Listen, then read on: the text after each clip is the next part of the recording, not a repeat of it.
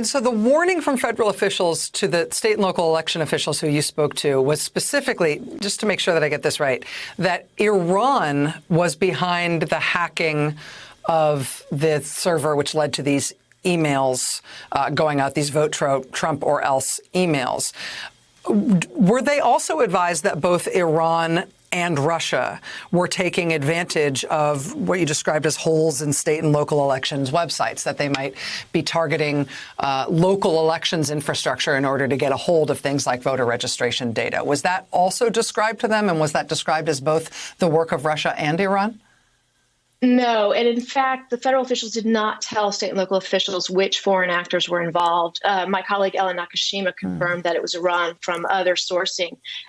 They were told that it was a foreign actor, and that is all the state and local officials were told. So we don't really know what Russia intends to do with the voter registration information that it's received. What the FBI and the Department of Homeland Security want the public and government officials at the state and local level to understand is that they need to shore up these websites at the state and local level. And there are small cities and towns that run elections that might not have the most secure websites.